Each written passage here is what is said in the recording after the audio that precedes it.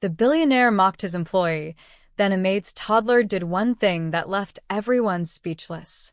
Marcus Thornfield stood at the floor-to-ceiling windows of his penthouse office on the 72nd floor, surveying Manhattan like a king observing his kingdom. At 33, he had built Thornfield Enterprises into a tech empire worth billions, and he wore his success like armor.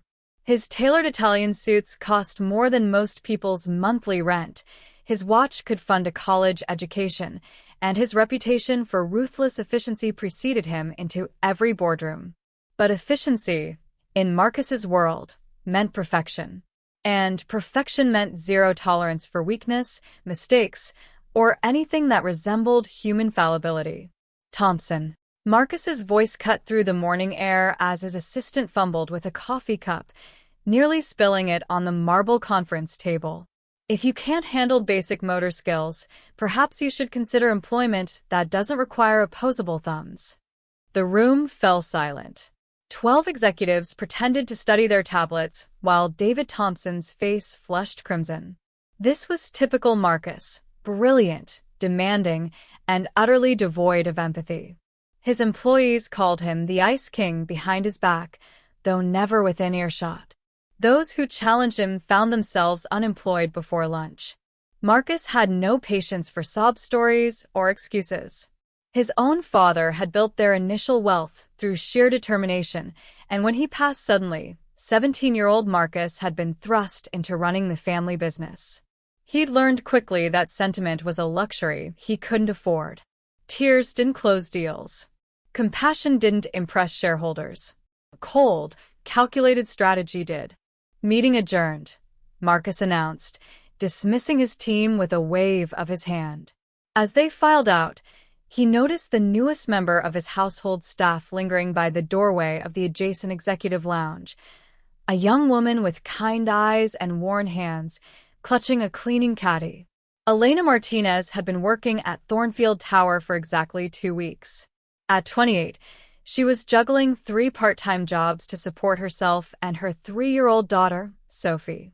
The position at Thornfield Enterprises was her best-paying gig, even though it meant arriving at 5 in the morning to clean the executive floors before the corporate army arrived. She kept her head down, working quickly and quietly. Elena had learned early that invisibility was a survival skill. Rich people didn't want to see the help. They wanted sparkling surfaces and empty trash cans, achieved as if by magic. She needed this job desperately. Her daughter's asthma medication was expensive, childcare was astronomical, and the studio apartment they shared in Queens had a rent increase looming. What Elena didn't expect was that Marcus Thornfield himself would be in the office at 5:30 in the morning. "You missed a spot," Marcus said coldly, gesturing to a microscopic smudge on the glass coffee table. Elena's hands trembled slightly as she immediately moved to clean it. "I'm sorry, sir. I'll take care of it right away." "Do you know what I pay for the space per square foot?" Marcus continued, not really expecting an answer. "Excellence isn't negotiable. If you can't maintain standards, there are 100 people who would gladly take your position."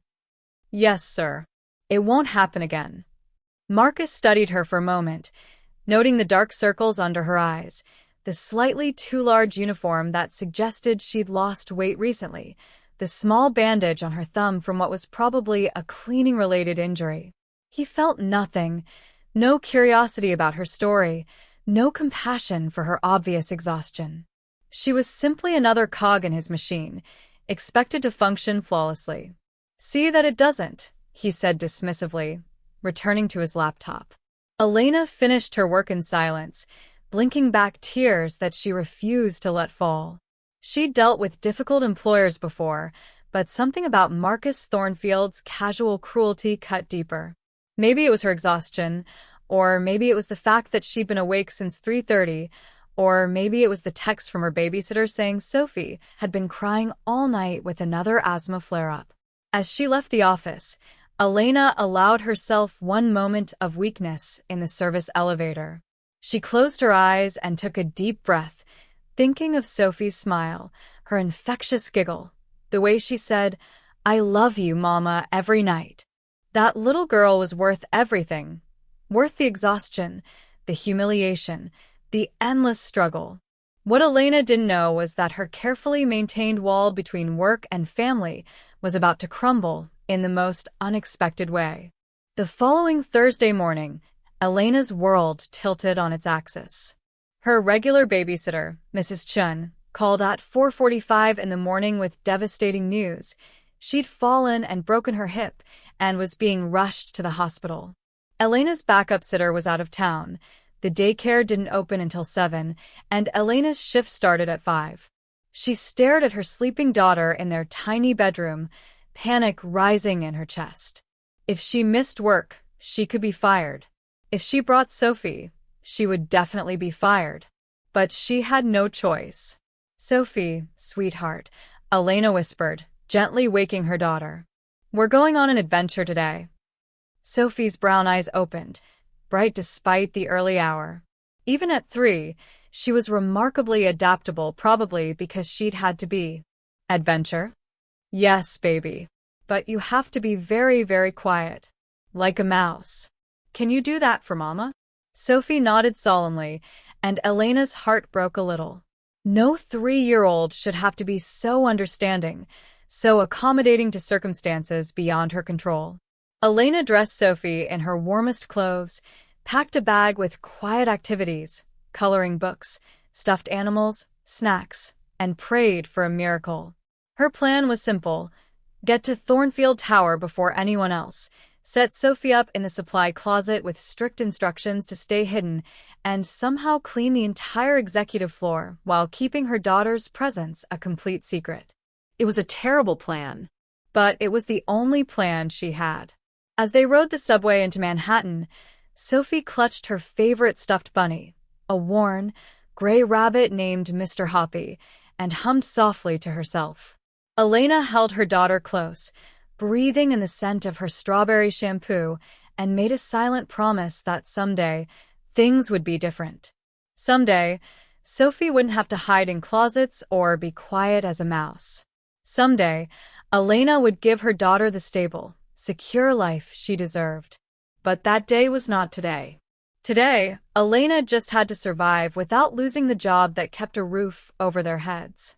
They arrived at Thornfield Tower at 4:50 in the morning, the lobby gleaming and empty except for the night security guard, who barely glanced at them as Elena swiped her ID card. She'd explained Sophie as a visiting relative if anyone asked, though she prayed no one would. In the supply closet on the 72nd floor, Elena created a small nest for Sophie, with cleaning rags as cushions and her jacket as a blanket. "Remember, sweetheart, quiet as a mouse. Color pictures for Mama, and I'll check on you every few minutes, okay?" "Okay, Mama," Sophie whispered, already opening her coloring book. Elena's heart was racing as she began her cleaning route, working faster than she ever had before, constantly glancing toward the supply closet. Everything was going according to plan, until she heard the elevator ding at 5:40 in the morning. Marcus Thornfield had arrived early. Elena's blood ran cold as she heard Marcus's distinctive footsteps echoing down the hallway. He was early, impossibly early. She'd been counting on having the floor spotless and Sophie safely hidden before any executives arrived. Her hands moved frantically, trying to finish wiping down the conference room table, but her mind was racing with nightmare scenarios. What if Sophie made a noise? What if she needed to use the bathroom? What if she got scared in the dark closet and called out for her mother? "You again," Marcus said, appearing in the doorway of the conference room. His tone carried that familiar edge of disdain. "I hope today's work meets higher standards than your previous efforts." "Yes, sir," Elena managed, keeping her eyes down, her voice steady despite the panic coursing through her veins. "I'm just finishing up this area." Marcus moved past her into his office, and Elena released a breath she didn't know she'd been holding. She quickly finished the conference room and moved down the hall, pausing briefly at the supply closet. She couldn't risk opening it with Marcus nearby, but she pressed her hand against the door for just a moment, a silent message to her daughter that Mama was still here, still close. For the next hour, Elena performed an intricate ballet of cleaning and surveillance. She learned the pattern of Marcus's movements, when he was on phone calls, when he was absorbed in his computer screen, when he paced while reading documents. During those moments, she would dart to the supply closet, whisper quick reassurances to Sophie, check that she had water and snacks, and praise her for being such a good, quiet girl. Sophie, for her part, was remarkably patient. She colored pictures of butterflies and flowers, had quiet conversations with Mr. Hoppy, and only once asked in the softest whisper when they could go home. Soon, baby, Elena had promised, her heart shattering. Mama's almost done. But fate had other plans. At 7:15, as the morning sun began streaming through the tower's windows and other employees started arriving, disaster struck. Sophie had been hidden for over 2 hours, an eternity for a 3-year-old. She'd been perfect, patient, and quiet.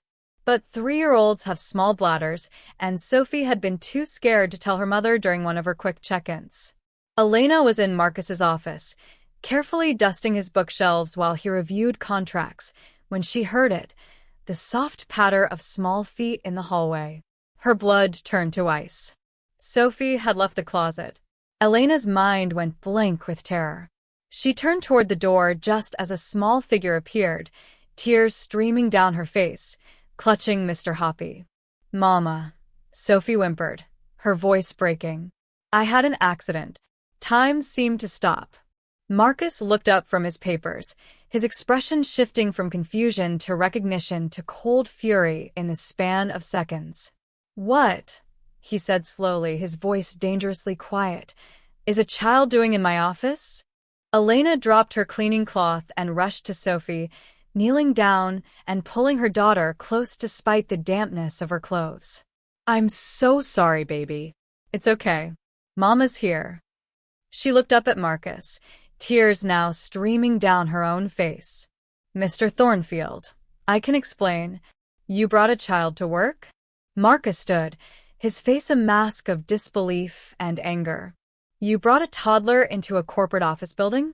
Do you have any idea how many liability issues, safety regulations, and company policies you violated?" "My sitter had an emergency. I had no one else." "Not my problem," Marcus cut her off. "Your personal life is your responsibility. You don't get to compromise my business because you can't arrange adequate childcare."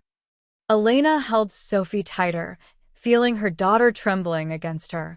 "Please, Mr. Thornfield. I need this job. I'll take her home right now, and it will never happen again, I promise." "You're right.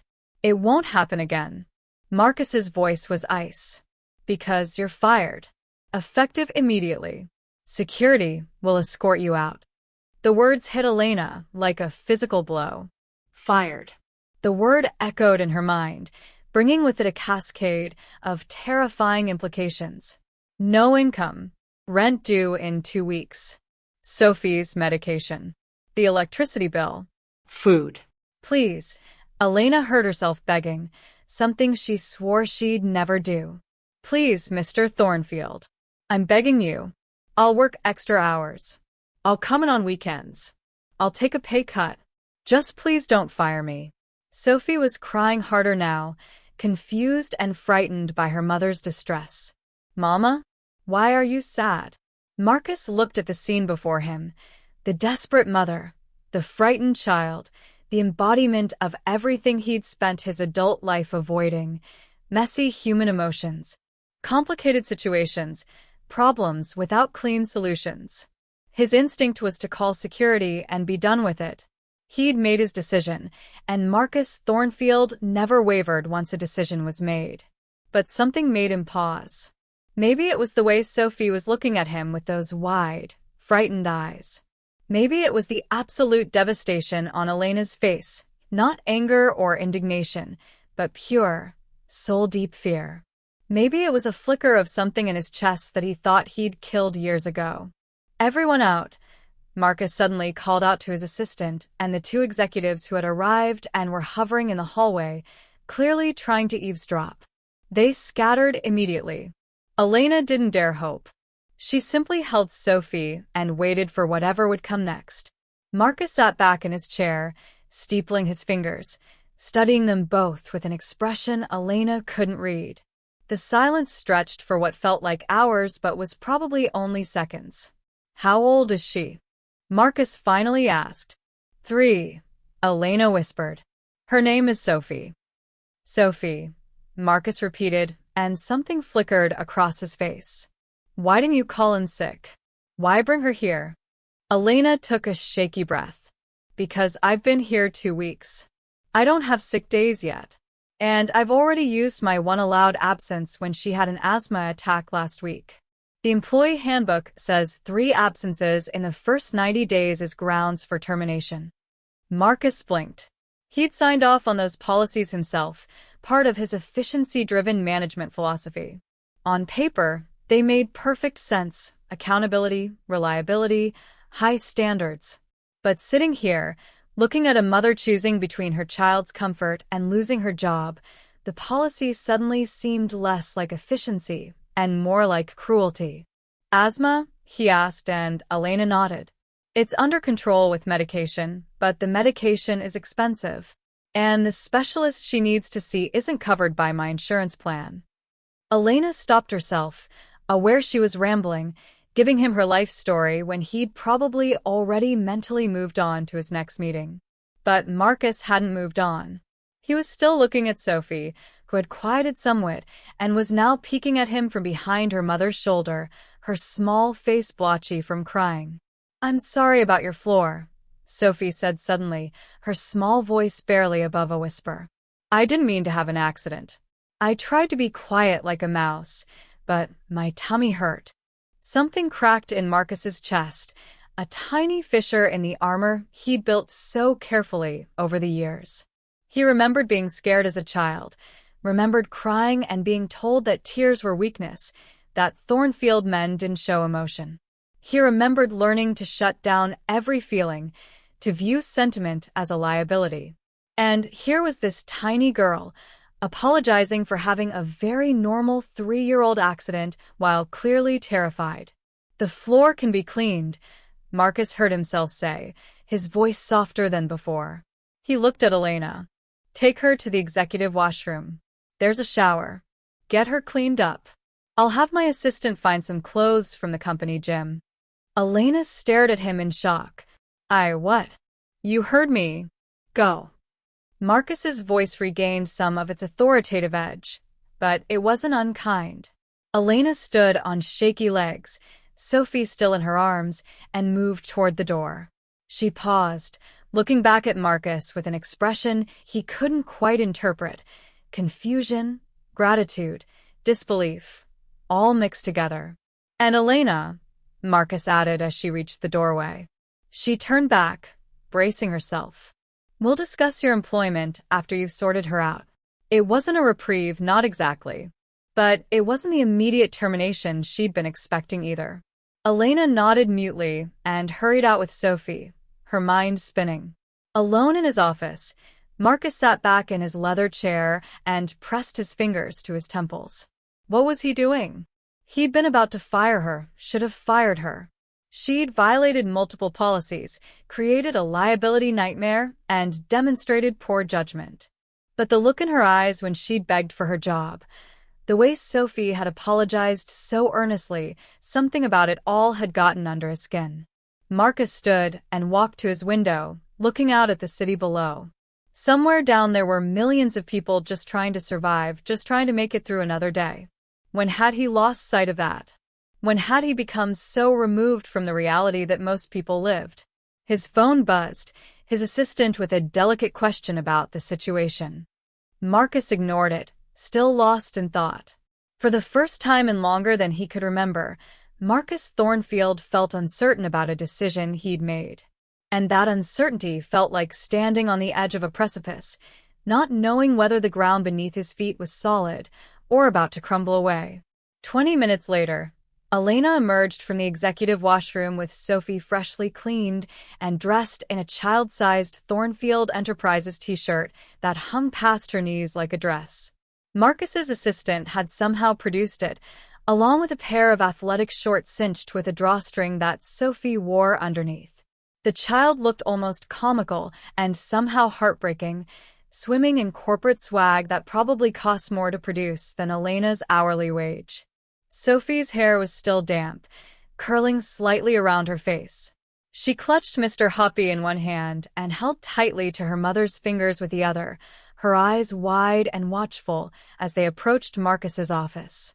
Marcus was standing by the window, his back to them, hands in his pockets. He'd sent everyone home, cleared the entire executive floor with a curt email about an urgent private matter. The unprecedented move had probably generated a flurry of speculation among his staff, but Marcus found he didn't care. "Mr. Thornfield," Elena said softly from the doorway. "I've cleaned up the hallway and the closet. I can finish the rest of my duties and—" "Sit down," Marcus interrupted, turning to face them. He gestured to the seating area in his office, a modern leather couch and chairs arranged around a glass coffee table. It was where he held informal meetings with investors and board members. He'd never imagined a cleaning woman and her toddler sitting there. Elena hesitated, then perched on the edge of the couch, pulling Sophie into her lap. The child was being remarkably quiet, sensing the tension in the room, her intelligent eyes moving between her mother and the tall, serious man. Marcus sat across from them, and for a long moment, nobody spoke. He wasn't sure what he was doing, only that his earlier certainty about firing Elena had evaporated, replaced by something more complex. He thought about his efficiency policies, his ruthless business practices, his reputation as the Ice King. And he thought about this woman who'd been so desperate to keep her job that she'd hidden her daughter in a supply closet. "Tell me about yourself," Marcus said finally. "Not the sanitized version from your employment application. The truth." Elena blinked, surprised. "Sir, your situation. How you ended up here, cleaning floors at dawn with a 3-year-old in a closet." Elena swallowed hard, unsure if this was a trap or a genuine question. But something in Marcus's expression had shifted. He wasn't looking at her with contempt anymore, just curiosity. Maybe it was exhaustion, maybe it was the surreal nature of the morning, but Elena found herself telling the truth. "I came to New York 8 years ago from Texas," she began quietly. "I was going to study nursing. I had a scholarship, big dreams. Then I met Sophie's father. He was charming, said all the right things." She paused, instinctively holding her daughter closer. "When I got pregnant, he disappeared. Completely. Changed his number, moved, left me with nothing." Marcus listened without interrupting, his expression unreadable. "I tried to finish school, but childcare was impossible to afford on my own. I lost my scholarship when I had to drop out midway through the semester. I couldn't keep up with the coursework and take care of a newborn." Elena's voice remained steady, though her eyes glistened. "So I work. 3 jobs, sometimes 4. I clean here early mornings, I waitress at a diner for lunch and dinner shifts when I can, and I do overnight stocking at a grocery store twice a week." "When do you sleep?" Marcus asked, and it wasn't sarcastic. He genuinely wanted to know. "When I can. A few hours here and there. Sophie sleeps through most of my overnight shifts at Mrs. Chen's." Elena smiled sadly. "Or she did, before Mrs. Chen fell. No family who can help. My parents passed away before Sophie was born. Car accident. I was an only child." Elena's voice remained matter-of-fact, as if she'd learned long ago that self-pity wouldn't change anything. "Sophie's father's family wants nothing to do with us. So it's just us two against the world." "Against the world," Sophie piped up suddenly, holding up Mr. Hoppy. "This is Mr. Hoppy. He helps too." Despite everything, Marcus felt his lips twitch, not quite a smile, but close. "I see. And does Mr. Hoppy have any special skills?" Sophie nodded seriously. "He's very brave. And he gives good hugs when Mama is sad." The simple statement hit Marcus harder than it should have. Here was a 3-year-old comforting her mother, already aware of adult struggles no child should have to witness. He thought of his own childhood, privileged, sheltered, wanting for nothing material while starving for genuine affection. "The asthma medication you mentioned," Marcus said, returning his attention to Elena. "What does it cost?" Elena hesitated. "Mr. Thornfield, I'm not asking for." "I didn't ask if you were asking. I asked what it costs." Between the daily preventive inhaler and the rescue inhaler, about $300 a month. The specialist wants to see her every 3 months, and that's another $200 out of pocket because my insurance. Elena trailed off. "It's a lot." Marcus did quick math in his head. $500 per month was less than what he spent on dry cleaning. It was a rounding error in his personal budget, barely worth noticing. But for Elena, it represented the difference between stability and disaster. "And childcare?" he asked. "Mrs. Chun charged me $20 a day, which was incredibly generous. Normal daycare would be at least $200 a week, which I can't afford. I've been calling everyone I know since this morning, but..." Elena's voice cracked slightly. "Everyone's either unavailable or charging rates I can't manage." Marcus stood and walked back to his window, thinking. Behind him, he could hear Sophie whispering to Elena, asking if the tall man was angry, and Elena softly reassuring her that everything would be okay, a mother's lie, told out of love. The old Marcus would have handed Elena a severance check and moved on with his day. Cut losses, eliminate problems, maintain the machine's efficiency. But something had shifted in the past hour, like a gear slipping out of alignment, forcing him to see things differently.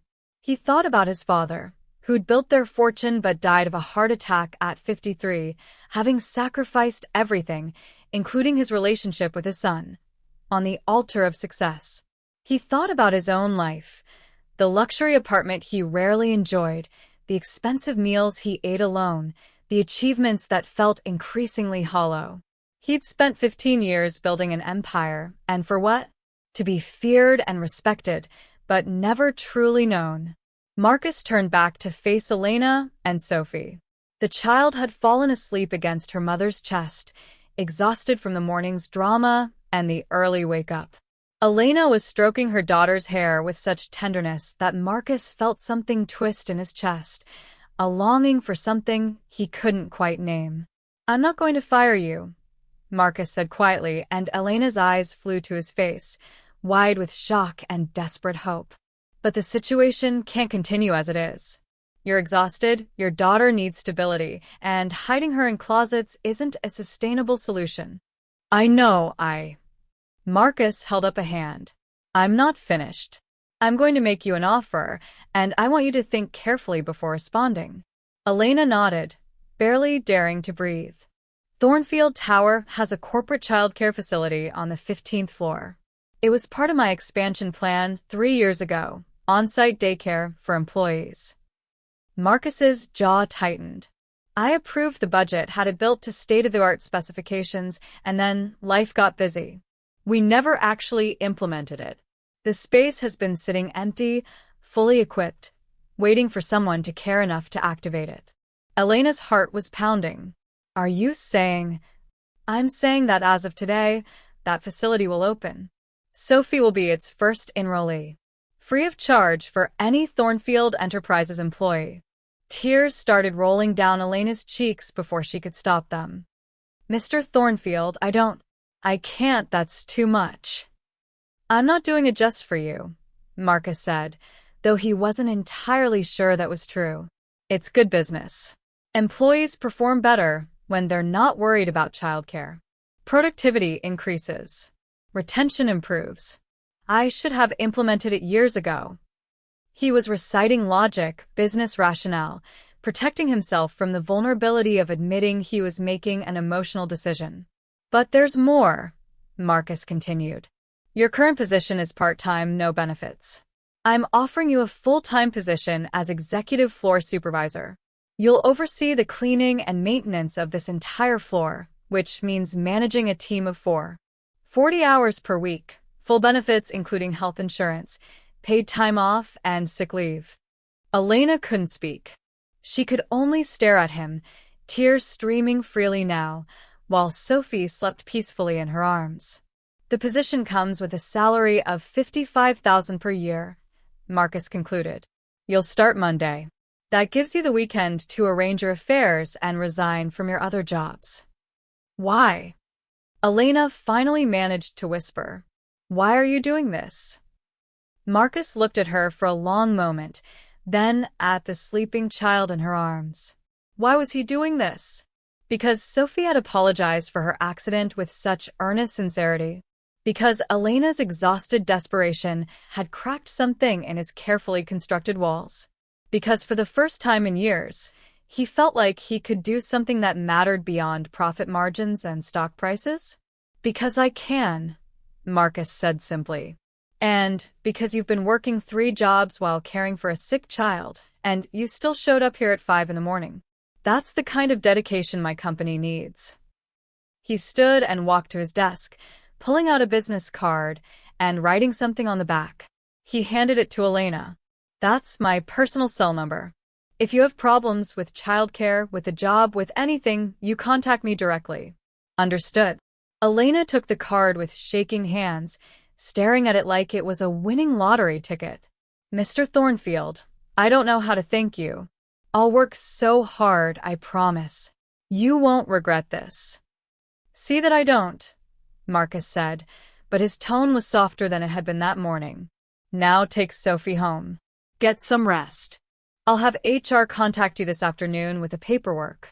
Elena stood carefully, trying not to wake her daughter. She walked to the door, then paused and turned back. Mr. Thornfield, you're a good man, even if you don't believe it yourself. Before Marcus could respond, she was gone, carrying her sleeping daughter to the elevator. Alone in his office, Marcus sat heavily in his chair and realized his hands were trembling slightly. In the span of 2 hours, he'd gone from nearly firing a woman to completely rearranging his business and making promises that would cost him tens of thousands of dollars to implement. It was impulsive. It was emotional. It was completely unlike him. And somehow, it felt like the first truly right decision he'd made in years. The weekend passed in a blur for both Marcus and Elena, though in vastly different ways. Elena spent Saturday in a state of surreal disbelief, checking her phone every few minutes to make sure she hadn't dreamed the entire encounter. When the email from Thornfield Enterprises HR arrived that afternoon with official job documents, benefits enrollment forms, and an employee handbook, she sat on her threadbare couch and cried so hard that Sophie climbed into her lap with Mr. Hoppy, patting her mother's face and saying, "Don't be sad, Mama." "I'm not sad, baby," Elena managed through her tears. "I'm happy. So happy." She spent the rest of the weekend giving notice at her other jobs. Her manager at the diner was genuinely pleased for her, though sad to lose a reliable waitress. The overnight grocery supervisor barely looked up from his clipboard when she resigned. These jobs had been survival, not careers. Nobody would miss her, and she would miss nothing about them except the paycheck. On Sunday, Elena took Sophie to the small playground near their apartment, something she rarely had time for, and watched her daughter swing and laugh with an abandon that came from finally having her mother's full attention. Elena tried to imagine their new life. Regular hours, health insurance, Sophie in a safe daycare, while she worked just one job. It seemed too good to be true, and a small, anxious part of her kept waiting for it to be snatched away. Marcus, meanwhile, spent his weekend in uncharacteristic activity. He called the project manager who'd originally overseen the child care facility construction and demanded a full inspection and activation plan by Monday morning. He contacted a top-rated child care director he'd heard about and offered her double her current salary to come aboard immediately. He personally reviewed the facility's equipment, safety protocols, and educational programming. His assistant, Rebecca, who'd worked for him for 5 years, watched this flurry of activity with barely concealed shock. "Sir, if you don't mind me asking," she ventured on Saturday afternoon when Marcus called her to discuss staffing plans, "what brought about this sudden interest in the child care center?" You've ignored it for 3 years. Marcus was silent for a moment, standing in the empty facility, looking at the colorful murals on the walls, the tiny tables and chairs, the shelves stocked with books and toys. I was reminded that some things are more important than quarterly earnings, he said finally. Rebecca, who'd seen Marcus fire people for minor infractions, who'd watched him work 18-hour days without a break, who'd never heard him express interest in anything beyond business metrics, found herself momentarily speechless. Sir, are you feeling all right? I'm fine, Rebecca. Just overdue for some course corrections. On Sunday evening, Marcus found himself doing something else unprecedented, researching childhood asthma. He read medical journals, parent forums, treatment options, and financial assistance programs.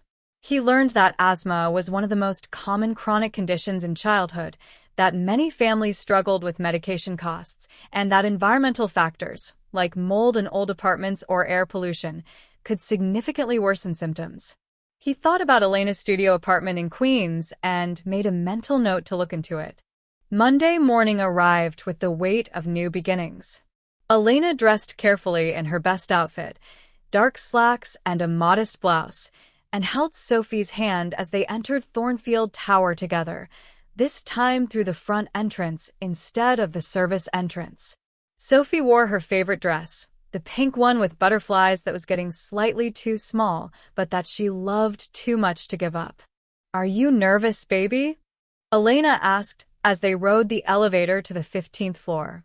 Sophie shook her head, clutching Mr. Hoppy. The tall man is nice. He helped us. Elena smiled, though she felt her own nerves jangling. Yes, he did. And today you get to play with other children while Mama works, okay? The elevator doors opened to reveal a transformation. The child care center, which Marcus had described as empty and waiting, was now fully operational. Soft music played from speakers. The smell of fresh paint and cleaning supplies had been replaced with the scent of crayons and apple juice. A warm-faced woman in her 50s, with laugh lines around her eyes, was arranging books on a low shelf. You must be Elena and Sophie, the woman said, approaching with an extended hand and a genuine smile. I'm Margaret Wheeler, the center director. Mr. Thornfield has told me all about you. Elena shook her hand, surprised. He has? Oh, yes. He was quite insistent that we be ready for Sophie's first day. Margaret knelt down to Sophie's level. And you must be the young lady who's going to help me test out all these toys and books. I need an expert opinion. Do you think you can help me? Sophie looked at her mother, who nodded encouragingly, then back at Margaret. I'm good at books. Mama reads to me every night. Perfect. Come see our library corner. As Margaret led Sophie away to explore, Elena felt the familiar ache of separation anxiety, not Sophie's, but her own. She was used to being everything to her daughter: mother, playmate, protector, provider. Watching Sophie walk away with a stranger, even in a safe environment, was harder than she'd expected. She'll be wonderful, a voice said behind her, and Elena turned to find Marcus standing in the doorway, dressed in one of his impeccable suits, holding 2 cups of coffee. Margaret's worked with children for 30 years. Sophie couldn't be in better hands. I know. It's just, I've never left her with anyone except Mrs. Chen. Elena accepted the coffee Marcus offered, surprised by the gesture. Mrs. Chen is recovering well, by the way, Marcus said. I had my assistant check on her at the hospital. Hip replacement surgery went smoothly. She'll be in rehab for a few weeks. Elena stared at him. You checked on my babysitter? Marcus looked slightly uncomfortable, as if he'd revealed more than he intended. She had a fall that resulted in this situation. I wanted to ensure she was receiving adequate care. It was a clinical explanation, but Elena heard what he didn't say. Marcus Thornfield, Billionaire CEO, had taken time out of his weekend to check on an elderly woman he'd never met, simply because she mattered to someone who worked for him. Thank you, Elena said softly. That's incredibly kind. Marcus cleared his throat, clearly uncomfortable with the sentiment. Yes, well, we should get you settled in your new office. I have an office? You're supervisor now. Supervisors have offices. Elena's office turned out to be a small but professional space on the 72nd floor, with a desk, computer, and a window overlooking the city. It was modest by executive standards, but to Elena, who'd spent her working life in supply closets and behind service doors, it was extraordinary. Your team arrives in an hour, Marcus explained, standing in the doorway. You'll spend today getting familiar with the systems, reviewing protocols, and meeting with each team member. HR has prepared a training schedule for you. Mr. Thornfield, Elena said, setting down her coffee cup and facing him directly. I need you to know something. I'm going to prove that your faith in me wasn't misplaced. I'm going to work harder than anyone else in this building. I'm going to... Elena, Marcus interrupted, and it was the first time he'd used her first name. I don't need speeches. I need competence. Can you do the job? Yes, sir. Then that's all I require. He turned to leave, then paused. And Elena? Your daughter can visit you on lunch breaks if she wants. Margaret will bring her up. Before Elena could respond, he was gone, his footsteps echoing down the hallway. The day passed in a whirlwind of training, meetings, and information overload. Elena met her team, 4 other cleaning staff who'd been working without supervision for months and seemed relieved to finally have someone coordinating their efforts. She learned the computer systems, reviewed supply inventories, and created a more efficient scheduling rotation. At noon, true to Marcus's word, Margaret appeared at her office door with Sophie, who was holding a painting she'd made, a chaotic explosion of colors that she proudly explained was Mama and me and Mr. Hoppy at our new home. We don't have a new home yet, baby, Elena laughed, but Sophie shook her head seriously. The tall man said we do. He said so.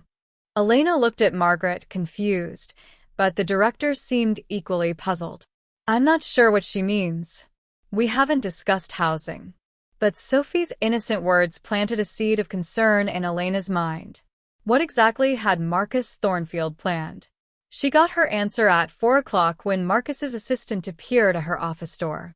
Mr. Thornfield would like to see you in his office when you're finished for the day, Rebecca said pleasantly. And he asked if Sophie could join you. Elena's stomach flipped nervously. Is something wrong? Not at all. He just has something to discuss with you. At 5 o'clock, Elena collected Sophie from the child care center and rode the elevator to the 72nd floor with her heart in her throat. Sophie, unbothered by adult anxieties, chatted happily about her day, the new friends she'd made, the story Margaret had read, the snacks they'd had. Marcus's office door was open. He was standing at his window again, that same position Elena had first seen him in. He turned as they entered, and Elena was struck by how tired he looked, not physically exhausted like she was used to being, but mentally drained, as if he'd been wrestling with difficult thoughts. Sophie, Marcus said, and to Elena's surprise, his voice was gentler than she'd ever heard it. Did you have a good day? Sophie nodded enthusiastically. I painted you a picture. See. She held up another masterpiece, this one featuring stick figures and a very tall building. That's excellent, Marcus said, and he seemed to genuinely mean it. Is that my tower? Yes. And that's you, and that's my mama, and that's me, and that's Mr. Hoppy. Sophie pointed to each figure in turn. I see. Very accurate. Marcus accepted the painting with surprising reverence, studying it as if it were a Picasso. Thank you. I'll keep it. Sophie beamed, and Elena felt her chest tighten with emotion at the surreal scene before her, her daughter giving a painting to one of the most powerful men in New York, and him accepting it with genuine appreciation. Elena, please sit, Marcus said, gesturing to the chairs. I have a proposal to discuss with you. Here it comes, Elena thought, her earlier anxiety returning. The catch. The condition she'd been waiting for. Marcus pulled out a folder and slid it across the desk. Elena opened it cautiously and found herself looking at rental listings, nice apartments in decent neighborhoods, all with 2 bedrooms, updated kitchens, and proximity to good schools. "I took the liberty of researching your current housing situation," Marcus began, and Elena's hackles immediately rose. "Mr. Thornfield, with all due respect, my housing is my business." "It's affecting your daughter's health," Marcus cut in, his tone brooking no argument. "I had an environmental consultant review public housing records for your building. It has a documented mold problem, particularly in units facing the courtyard. Mold is a known asthma trigger." Elena's mouth opened, then closed. She'd suspected the mold but had never been able to prove it or afford to move. "I'm not going to dictate where you live," Marcus continued, "but I'm going to offer you an employee housing stipend, $1,000 per month toward rent for any apartment within a 10-mile radius of this building. It's being implemented company-wide for all employees earning under $70,000 per year, effective immediately." Elena's eyes widened. "Company-wide? You're creating a program for everyone. Don't look so shocked. It's good business. Employees who aren't struggling with basic needs are more productive." Marcus's tone was defensive, as if he needed to justify his generosity with logic. "The tax benefits alone make it worthwhile." But Elena wasn't fooled anymore. She was beginning to understand Marcus Thornfield, to see past the cold exterior to the man underneath who needed business justifications for basic human kindness because he'd forgotten how to express it any other way. "That's incredibly generous, Mr. Thornfield. It's practical." Marcus stood, signaling the meeting was over. "HR will have the details tomorrow. Take the folder, review the listings, and let me know if you need assistance with the moving process." Elena stood as well, the folder clutched in her hands like a treasure. She knew she should just say thank you and leave, but something made her speak. "Why are you really doing all this? And please don't say it's just business." Marcus met her eyes, and for a moment, the mask slipped. Elena saw something raw there, something lonely and searching. "Maybe," he said quietly, "because a 3-year-old reminded me what it feels like to apologize sincerely. And her mother reminded me what it looks like to fight for something beyond profit."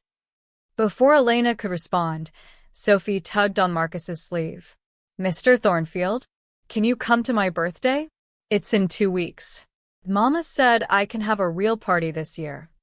Marcus looked down at the small girl, so full of hope and innocence, and felt his chest constrict. That's very kind, Sophie. But I'm sure I have meetings." "Please?" Sophie's eyes were impossibly wide. "You're my friend." Marcus looked helplessly at Elena, who seemed equally surprised by her daughter's invitation. 3-year-olds, it turned out, had no concept of social boundaries or inappropriate requests. "I'll check my calendar," Marcus heard himself say, which was apparently enough for Sophie, who hugged his leg briefly before taking her mother's hand.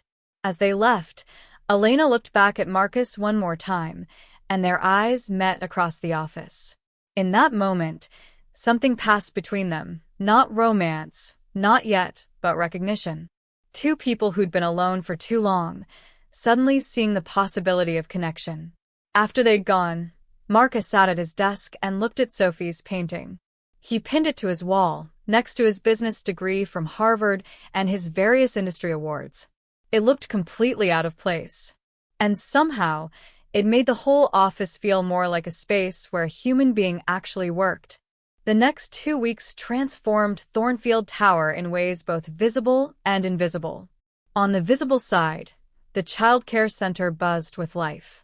More employees enrolled their children, grateful for the convenient, high-quality care. The 15th floor echoed with children's laughter, and occasionally, in quiet moments, Marcus would find excuses to walk past, drawn by sounds he'd never associated with his sterile corporate environment. Elena thrived in her new role. Her team respected her because she understood their work intimately. She'd done every task she now supervised. She reorganized cleaning schedules for maximum efficiency, negotiated better contracts with supply vendors, and even created a training program for new hires. Within a week, the executive floors had never looked better, and within 2, other department heads were requesting her team's services. She also moved departments. Marcus had tried to stay uninvolved, telling himself he'd done enough by creating the stipend program. But when Elena mentioned during a brief hallway conversation that she was trying to move everything herself over a weekend to save money, Marcus found himself making a phone call. Saturday morning, Elena opened her apartment door to find a professional moving crew waiting, clipboard in hand. "Ms. Martinez? We're here to handle your move. Mr. Thornfield's orders." Elena had immediately called Marcus, torn between gratitude and frustration. "I can't keep accepting your charity," she'd said when he answered on the 3rd ring. "It's not charity. It's efficiency." Marcus's voice was matter-of-fact. "You injured your back trying to move a couch last weekend. Yes, I noticed you favoring your left side all week, and you're too valuable as an employee to risk further injury. Consider it workers' compensation prevention." That's a ridiculous justification. And yet, the movers are still there, aren't they? Elena had laughed despite herself. "You're an impossible man, Marcus Thornfield." It was the first time she'd used his first name, and the casual intimacy of it had made Marcus pause, phone pressed to his ear, something warm unfurling in his chest. "So I've been told," he'd replied softly. The invisible changes were subtler, but more profound. Marcus found himself leaving his office during lunch breaks, walking down to the childcare center with weak excuses. He needed to check on the HVAC system, verify fire safety protocols, review the budget. Margaret saw through every excuse but kindly played along, always ensuring he happened to arrive during story time or art projects. Sophie lit up whenever she saw him, running over with paintings and tales of her day, completely unfazed by his reputation or wealth. To her, he was just Mr. Marcus. She dropped the Thornfield as too formal, the tall man who listened to her stories and sometimes sat in the tiny chairs to watch puppet shows. One afternoon, Marcus found himself sitting cross-legged on the floor, surrounded by 4 3-year-olds, including Sophie, as Margaret read, "Where the Wild Things Are." He was supposed to be in a meeting with the board of directors. Instead, he was here listening to Sophie whisper seriously that he looked like one of the wild things because he was so tall. "Mr. Marcus," another child asked, "do you have kids?" "No," Marcus answered. "Why not?" It was an innocent question, asked with a child's directness. Marcus found himself without his usual deflections. "I never made time for it. I was too busy with work." "That's sad," Sophie said matter-of-factly. "You should have kids. You'd be a good daddy." The words hit Marcus like a physical blow. A good daddy.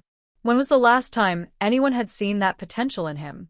When was the last time he'd seen it in himself? "Maybe someday," he heard himself say, and Sophie nodded as if that settled it. As the days passed, Marcus's employees began to notice changes in their boss. He was still demanding, still brilliant, still the driven CEO who'd built an empire. But he also started asking about people's families, approved more flexible work arrangements, and actually smiled occasionally. "It's unsettling," his CFO joked at an executive meeting. "Are you dying? Should we be worried?" "I'm reassessing priorities," Marcus replied. "Turns out there's more to life than quarterly earnings." The shocked silence that followed was almost comical. Elena noticed the changes too, particularly in her interactions with Marcus. They'd fallen into a pattern of brief daily check-ins, ostensibly about facilities management, but often straying into more personal territory. Marcus asked about Sophie's asthma, better, now that they were out of the moldy apartment. Elena asked about his impossible schedule, still brutal, but he was trying to leave by 7 instead of 9. They circled each other cautiously, two wounded people recognizing something in each other, but not quite ready to name it. A week before Sophie's birthday, Elena worked up the courage to address the elephant in the room.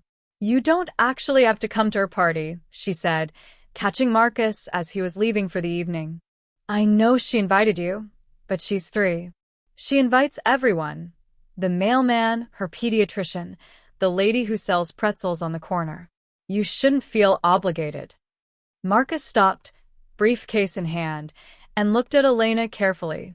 She was wearing dark slacks and a blue blouse, her hair pulled back in a professional bun. But there were markers of her hard life that nice clothes couldn't hide.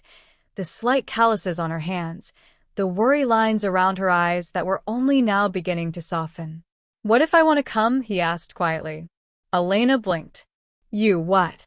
Your daughter thinks I'm her friend. And I'm beginning to think she might be one of mine. Marcus set down his briefcase. I have hundreds of business associates, Elena. People who want things from me, people who fear me, people who try to impress me. Sophie wants none of that. She just likes me. When was the last time someone liked me with no agenda? Elena's expression softened. She does adore you. She talks about you constantly. Mr. Marcus said this. Mr. Marcus did that. You've made a real impact on her life. She's made an impact on mine too, Marcus admitted. So, yes, if the invitation still stands, I'd like to come to her birthday party. It's at our new apartment, Elena warned. Nothing fancy. Just cake, pizza, a few kids from the daycare, and my neighbor who Sophie adores. No fancy restaurant, no catering, just normal people doing normal things. Normal sounds perfect, Marcus said, and meant it. The day of Sophie's birthday arrived with bright sunshine and unseasonable warmth for March.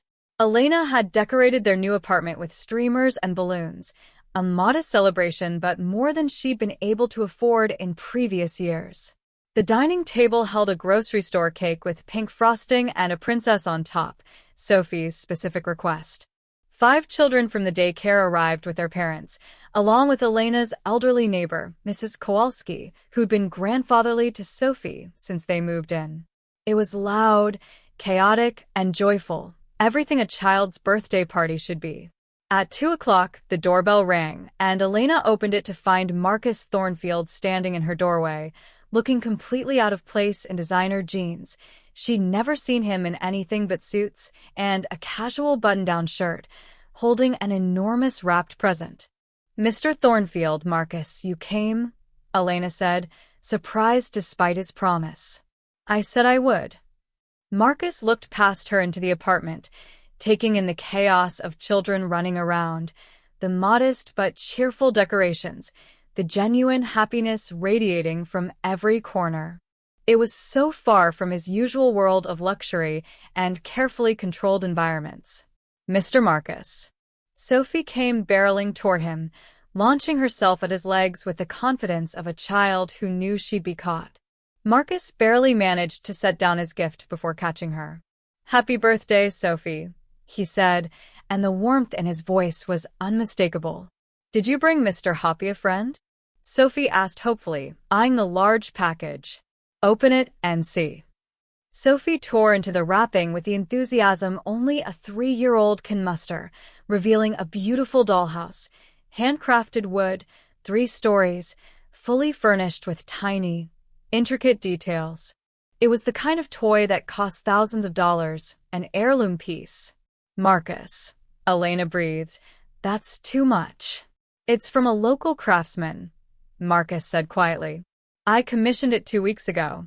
I wanted Sophie to have something special. Sophie was already on the floor, exploring the tiny rooms, narrating stories about the little wooden family that came with it. Mr. Marcus, come play. And Marcus Thornfield, Billionaire CEO, sat down on Elena's apartment floor and played dollhouse with a 3-year-old while other children gathered around, pulled into Sophie's imaginative world. Elena watched from the kitchen, cutting cake, and felt tears prickling her eyes. This was the man who'd nearly fired her a month ago. Now he was sitting on her floor, making tiny wooden figurines dance, while Sophie giggled with delight. Mrs. Kowalski sidled up to Elena, a knowing look on her weathered face. That man looks at you like you hung the moon, dear. He's just being kind, Elena protested. He's been incredibly generous to us, but that's all it is. I'm 83 years old. I know the difference between charity and something more. Mrs. Kowalski patted Elena's hand. And that man is falling in love with you and your daughter. The question is, what are you going to do about it? Elena couldn't answer, her eyes fixed on Marcus as he patiently helped Sophie arrange miniature furniture, completely absorbed in the task. Her heart was doing complicated things at her chest, fear and hope tangled together.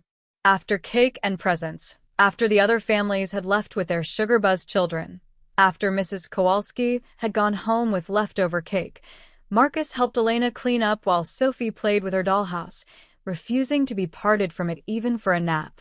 "Thank you for coming," Elena said, loading paper plates into a trash bag. It meant the world to her. To both of us. "I should thank you," Marcus replied, picking up stray balloons.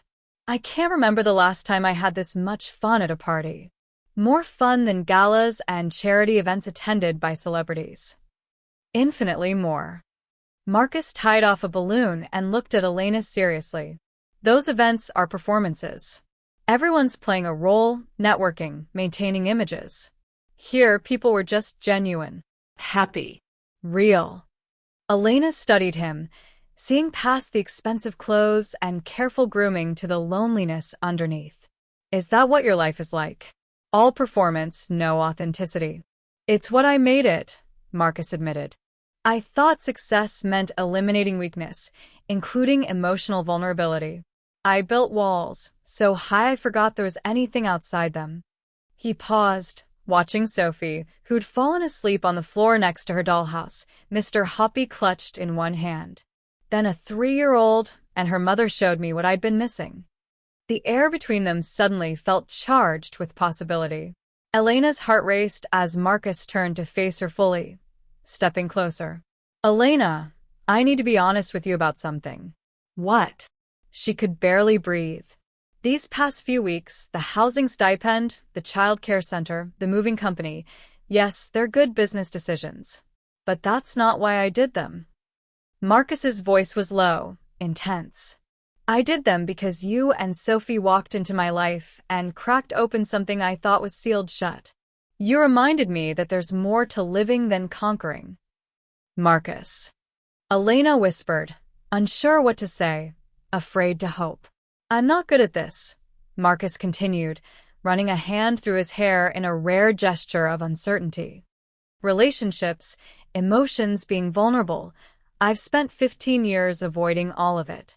But I can't stop thinking about you. About Sophie.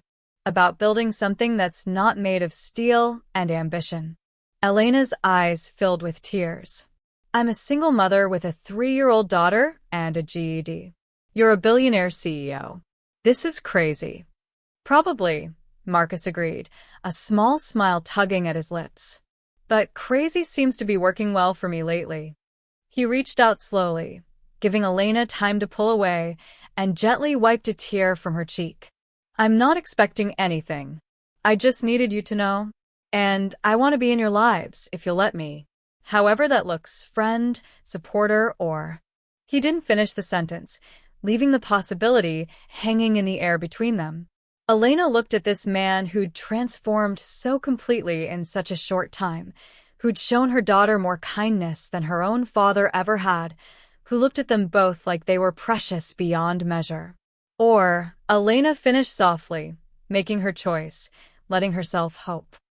"I think I'd like to explore or—" Marcus's smile was genuine and unguarded, transforming his entire face. Yeah. But slowly, Elena added. "Sophie and we've been hurt before. And your world is so different from ours. Then we'll build a new world," Marcus interrupted gently.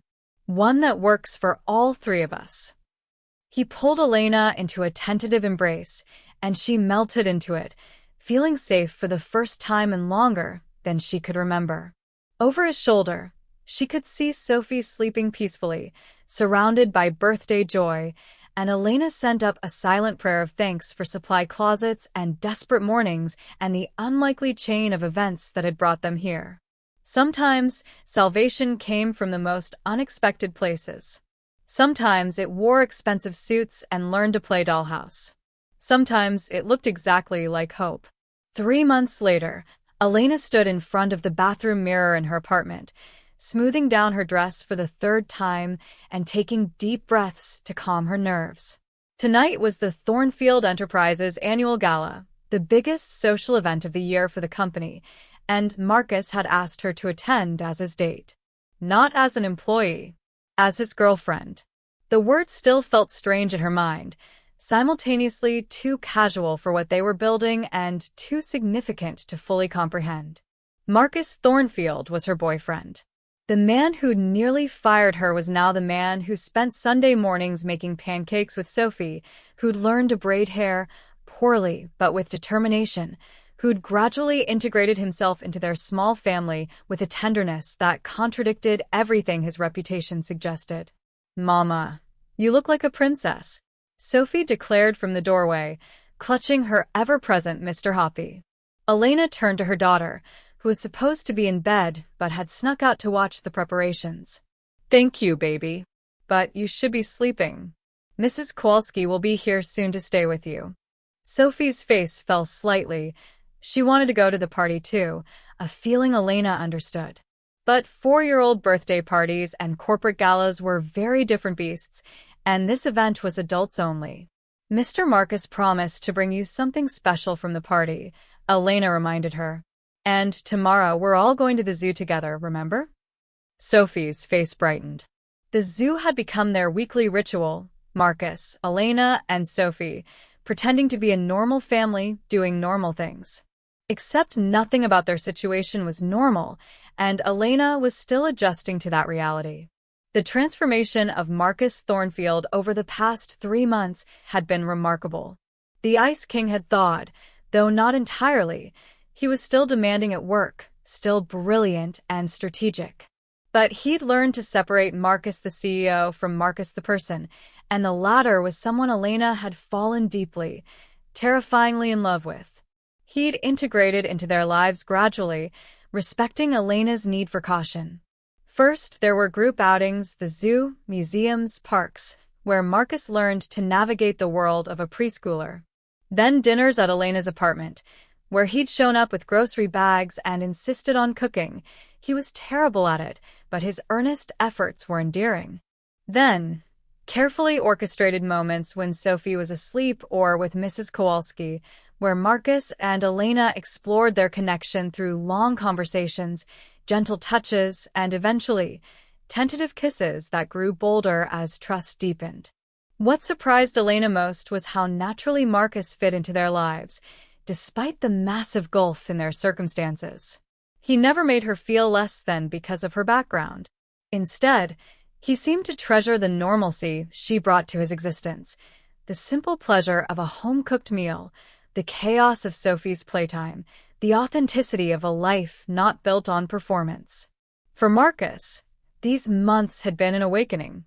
He'd started therapy at Elena's gentle suggestion, working through decades of emotional repression and examining the cost of his single-minded pursuit of success. He'd learned that vulnerability wasn't weakness, that asking for help was strength, that love required the very things he'd spent his adult life avoiding: openness, trust, and the courage to risk being hurt. And he'd fallen in love, completely, irrevocably, with Elena and Sophie. Some nights, lying awake in his still-too-empty penthouse, Marcus would think about his life before them and barely recognize the man he'd been. Cold, isolated, convinced that success measured in dollars was the only success that mattered. Sophie had taught him how to play, how to laugh without calculation, how to be present. Elena had taught him how to be vulnerable, how to accept care, how to build something lasting. Together, they taught him how to be human again. The doorbell rang, pulling Elena from her thoughts. She opened it to find Marcus standing there in a tuxedo, holding a bouquet of flowers, not the expensive, designer arrangements he used to order from his assistant, but a simple, colorful bunch from the neighborhood florist that Sophie had helped him pick out. "You look beautiful," Marcus said softly, his eyes drinking her in. Elena was wearing a midnight blue dress, modest by gala standards, but elegant nonetheless. Marcus had offered to take her shopping, to buy her something designer and expensive, but Elena had refused. If she was entering his world tonight, she wanted to do it as herself, not as some manufactured version. "You clean up pretty well yourself," Elena teased, straightening his already perfect bow tie. "Mr. Marcus." Sophie came running, and Marcus scooped her up effortlessly, something he'd gotten good at over the past months. "Hello, troublemaker. Shouldn't you be in bed? I wanted to see you and Mama all fancy." Sophie touched his bow tie with fascination. "You look like a prince. And your mama looks like a queen," Marcus said, meeting Elena's eyes over Sophie's head. The intensity in his gaze made Elena's breath catch.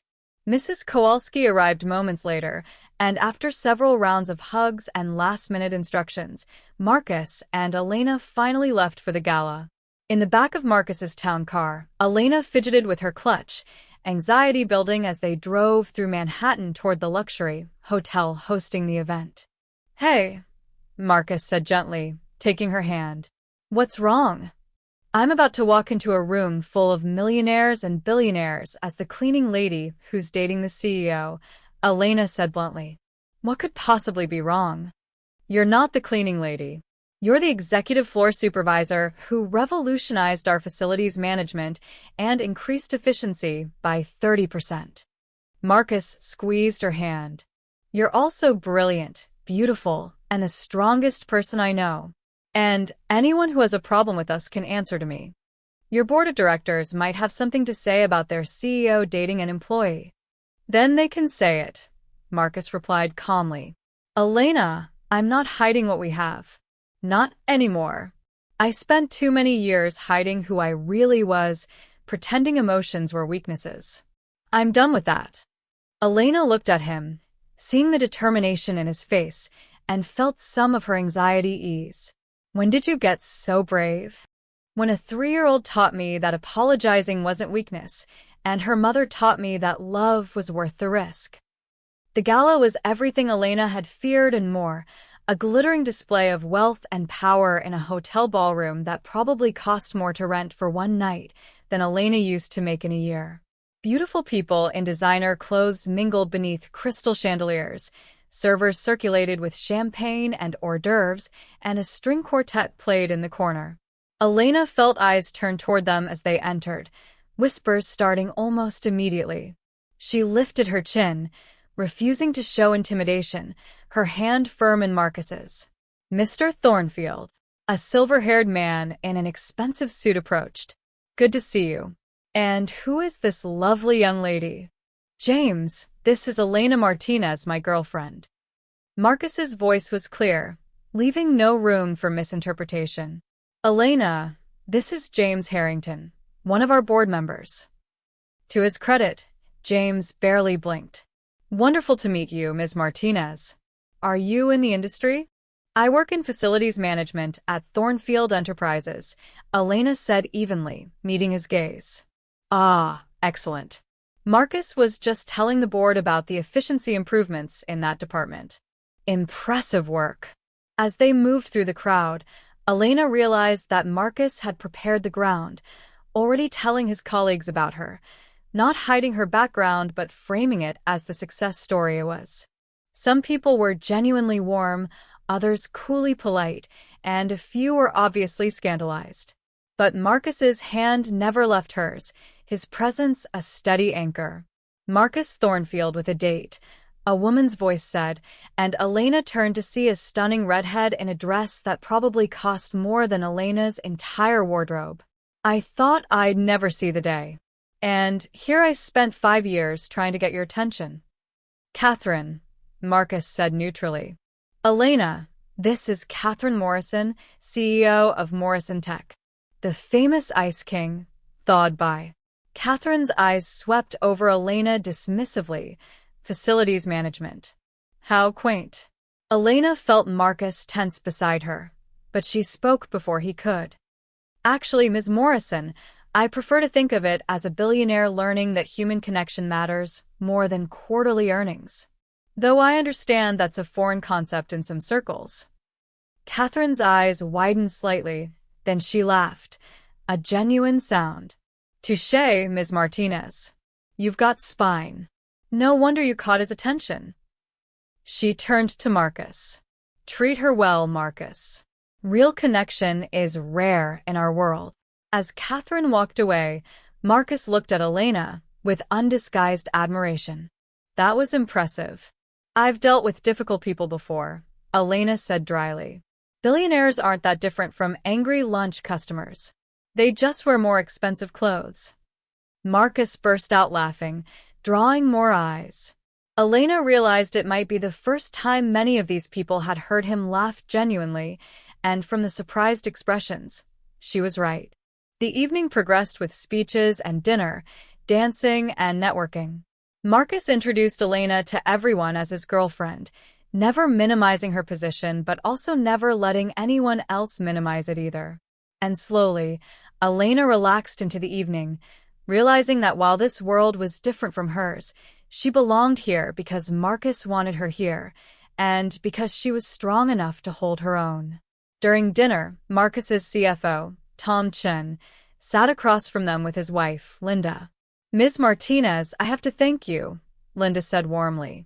The child care center has been a godsend for our family. Our daughter absolutely loves it. I'm so glad, Elena replied. Margaret's doing wonderful work there. It's more than that, though, Tom added, looking at Marcus. The whole atmosphere at Thornfield has changed in the past few months. People seem happier, more engaged. Even Marcus here has become almost human. Almost, Marcus said with mock offense. Almost, Tom confirmed with a grin. Whatever you two have going, it's good for business and good for morale. Just wanted you to know. After dinner, Marcus led Elena to the dance floor as the string quartet shifted to something slower, more intimate. He pulled her close, and they swayed together, Elena hyper-aware of every point where their bodies touched. Thank you for tonight, Marcus said quietly, his breath warm against her ear. For being here, for being you, for not letting anyone make you feel less than. Thank you for seeing me, Elena replied. Not just the cleaning lady with a kid to support, but all of me. Marcus pulled back slightly, looking down at her with an expression that made Elena's heart skip. Elena, I need to tell you something. And this isn't the place I planned to do this, but I can't wait anymore. Okay, Elena said, suddenly nervous. I love you. The words were simple, but the weight behind them was immense. I love you and I love Sophie, and I want to build a life with you both.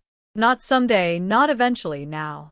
I want mornings with burnt pancakes and evenings with dollhouse tea parties. I want Sophie's paintings on my office wall and your voice in my head reminding me that people matter more than profits. I want everything, Elena. With you. Elena felt tears welling up, her voice catching. Marcus. You don't have to say it back, Marcus continued quickly.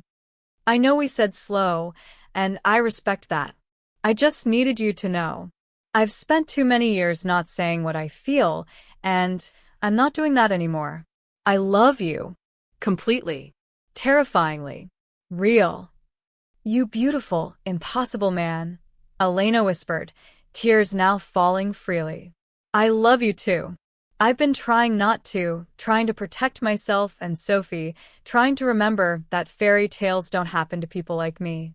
But you keep proving me wrong. Marcus cupped her face gently, wiping away tears with his thumbs. Fairy tales do happen. But the real ones are messy and complicated, and they require work and courage. And they're worth everything. He kissed her then, soft and tender, in the middle of the dance floor with hundreds of people watching. And Elena kissed him back, not caring about the whispers or the gossip or the fact that tomorrow, the society pages would be buzzing about Marcus Thornfield's mysterious girlfriend. All that mattered was this moment, this man, this impossible love that had bloomed from the most unlikely circumstances. When they finally broke apart, Elena laughed through her tears. "We're causing quite a scene." "Let them watch," Marcus said, grinning. "I spent too many years caring what everyone thought. I'm done with that. I'd rather spend my time caring about you and Sophie." They stayed at the gala for another hour, but both were eager to leave, to return to the real world, the one with 4-year-olds and stuffed rabbits and small apartments filled with love. When they arrived back at Elena's building, they found Mrs. Kowalski asleep on the couch and Sophie curled up in her bed, clutching Mr. Hoppy. The dollhouse stood in the corner, tiny lights still on, creating a magical glow. Marcus stood in the doorway of Sophie's room, looking at the sleeping child with an expression of such tender love that Elena's heart ached. "I never thought I could have this," Marcus whispered. "A family. A home. Something that mattered more than success." "You have it now," Elena said, slipping her hand into his. "If you want it." Marcus turned to her, and in his eyes, Elena saw her future. Not perfect, not without challenges, but real and worth fighting for. "I want it," Marcus said firmly. "I want all of it. The chaos and the joy, the hard days and the beautiful moments, the arguments and the laughter. I want to be Sophie's father, if she'll have me. I want to be your partner, your love, your person. I want to build something lasting." Elena reached up and touched his face, this man who'd transformed so completely, who'd learned to tear down his walls and build bridges instead. "Then build it with us," she said simply. "One day at a time, one dollhouse tea party at a time, one burnt pancake at a time." Marcus pulled her close, holding her like she was precious, like she was everything. And in that small apartment, with a sleeping child and an elderly neighbor snoring on the couch, surrounded by modest furniture and Sophie's scattered toys, Marcus Thornfield felt richer than he'd ever felt in his life. Because he'd finally learned the truth that Sophie had tried to teach him from the beginning. The best treasures weren't measured in dollars. They were measured in love freely given, in apologies sincerely meant, in connections that transformed not just lives but souls. 6 months later, Elena and Sophie moved into Marcus's penthouse, not because Elena needed his money, but because they'd become a family and families lived together. Sophie got her own room, which she decorated with every painting she'd ever made, and a special shelf for Mr. Hoppy. The dollhouse took pride of place, and Marcus learned to navigate around scattered toys without complaint. A year after that, Marcus proposed, not with a flashy public display, but during a quiet Sunday morning breakfast, with Sophie as his accomplice. She delivered the ring on a pancake. Marcus's pancakes had improved significantly, and Elena had said yes through tears and laughter. And 2 years after that morning, when a desperate mother had hidden her daughter in a supply closet and a billionaire had nearly fired them both, Marcus Thornfield stood at an altar, watching Elena walk toward him in a simple white dress, Sophie skipping ahead as flower girl, Mr. Hoppy tucked under her arm. The wedding was small, just close friends and family, held in the same community center where Sophie had her birthday parties. No crystal chandeliers or designer gowns, no society pages or corporate networking. Just love, pure and real, and worth everything they'd overcome to find it. As Marcus slipped the ring on Elena's finger and promised to love her for the rest of his life, he caught Sophie's eye. She was grinning, bouncing on her toes, barely containing her excitement. Later, at the reception, Sophie climbed into his lap and whispered, "I was right, Mr. Marcus. You are a good daddy." Marcus, who'd learned to cry without shame, felt tears prickling his eyes. "Only because you and your mama taught me how." Elena, overhearing, leaned in and kissed them both, her daughter and her husband, her unlikely family born from desperation and transformed by grace. Sometimes, the best love stories started with the worst circumstances. Sometimes, the coldest hearts learned to warm. Sometimes, a maid's toddler could teach a billionaire what it meant to be human. And sometimes, just sometimes, fairy tales were real, even if they required courage, compassion, and the willingness to change everything for the people who mattered most. Marcus Thornfield had learned that lesson in the most unexpected way. And he'd spend the rest of his life grateful for a supply closet, a small wet spot on his office floor, and a 3-year-old girl who'd looked at him with fearless love and reminded him that apologies were the beginning of grace. That grace had saved them all. And it would continue to guide them. One dollhouse tea party, one family dinner, one ordinary, perfect moment at a time, for the rest of their beautiful, complicated, wonderfully real lives together.